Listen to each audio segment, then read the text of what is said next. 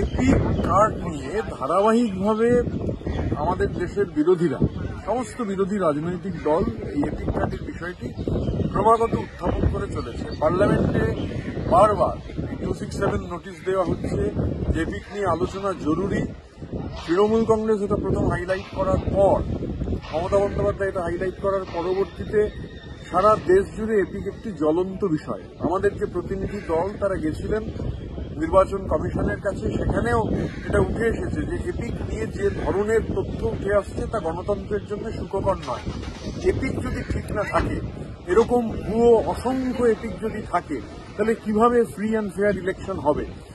স্বাভাবিকভাবে এপিক একটি জ্বলন্ত বিষয়, কিন্তু খুব আশ্চর্যের বিষয় হচ্ছে ধারাবাহিকভাবে পার্লামেন্টের ভেতর এপিক নিয়ে আলোচনা বিরোধীরা চাইছেন, কিন্তু সরকার অনড়, কোনোভাবে এপিক নিয়ে আলোচনা করতে দিতে তারা রাজি নন।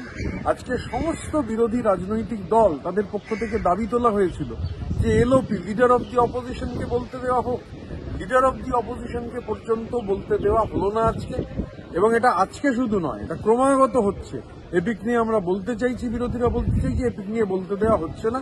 এর প্রতিবাদে সমস্ত বিরোধীরা আজকে আমরা রাজ্যসভা থেকে ওয়াকআউট করতে বাধ্য হয়েছি, কারণ সরকার কোনো অবস্থাতে এপিক নিয়ে আলোচনা করতে দিতে চাইছেন না। নির্বাচনের জন্য এপিক অত্যন্ত গুরুত্বপূর্ণ বিষয়। স্বচ্ছ নির্বাচন করার জন্য এই নির্ভুল এপিক এবং ডুপ্লিকেট এপিক যাতে না থাকে এটা নিশ্চিত করাটা নির্বাচন কমিশনের দায়িত্ব, এবং দেশের সর্বোচ্চ আইনসভায় এই নিয়ে চর্চা অত্যন্ত প্রয়োজন।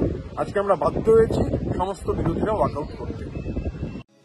এয়ার ইনফ্রাস্ট্রাকচারের উদ্যোগে অহনা অ্যাপার্টমেন্ট, বারাসাতের হৃদয়পুরে নৃপেন ঘোষ সরণিতে তৈরি হচ্ছে নতুন আবাসন প্রকল্প।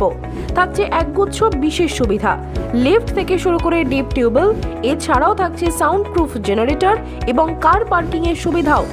এখানে 2 এবং 3 BHK ফ্ল্যাট রয়েছে, এছাড়াও থাকছে আরও একগুচ্ছ বিশেষ সুবিধা। বিস্তারিত জানতে ফোন করুন স্ক্রিনে দেওয়া ফোন নম্বরে। সাধ্যের মধ্যে স্বাদ পূরণ।